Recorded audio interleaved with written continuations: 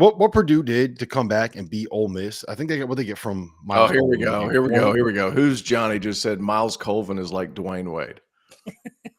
Okay, let's pump the brakes. Yeah, Dwayne Wade was having triple doubles when he was. God, that's hysterical. Come on, what kind of a? Come on, man. That gets a come on, man. My man finally gets into the starting lineup when we start calling him Dwayne Wade. Like he had 2 points against North Carolina State. And look, I don't want to come on here. I was about to hype him up too. I was about to say Miles Colvin was awesome, and Purdue got everything that they needed out of him against an Ole Miss team that, in theory, is a terrible matchup for him. Yeah. Yes. So I thought it was great. That's what they needed. Yeah, that was a terrific game. I mean, Ole Miss, their ability to create matchup problems is real, and it was in the second half of that game. The way that they really just imposed their will on the game. But because I thought that within the game, Dre Davis did a terrific job attacking.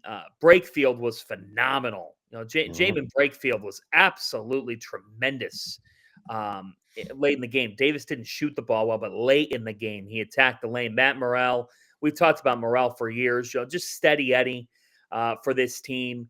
And they made 15 threes. They made 15 3-pointers in this game. Mikal Brown-Jones delivered 2 of them. Sean Padula delivered a couple of them. Like, we've talked about this with Ole Miss, but now we saw it on Friday. They have veterans. They just have dudes across the board. And for Purdue, we walked into this year wondering, what is this team going to be? What this team now is one that has an All-American at point guard. Braden Smith with 18 points, 11 more assists in this win. He was so good against Ole Miss. He was incredible against Ole Miss. He's phenomenal. There's never been, we've never said about Braden Smith since he started at Purdue, at least I've never said it, that he's had a bad game. He doesn't have bad games. He had a bad half in the Final Four. He had one bad half. Remember, he had 6 turnovers in the first half. I think was it NC State? I think it was NC State. He had 6 turnovers in the first half, and then it didn't matter, and they won that game. And he was completely am I crazy? Right? He did. Am I making that up? I don't think I'm making that up. I don't remember it if he did. I mean, they won the game, so I wasn't. That wasn't my main. My main point was in this battle of bigs, Edie still reigns supreme. But regardless, the fact that Trey Kaufman-Renn has taken this level of a leap is remarkable. He's become one of the best big men in the Big Ten. He's averaging 19 and 7, 2.5 assists, and shooting 60% from the floor. One of the best big men in the country right now.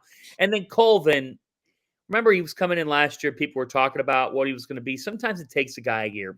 And I think that's okay, guys. That's okay. We've kind of got to. It's okay for it to take a second. They're really, really good, and it's because they have a Hall of Fame coach. Yeah. Mm-hmm. That's right. So my big question. Worse, I can't imagine getting in the locker room with all your guys and you lose a game because of a missed blockout. Brutal. That is the worst thing ever.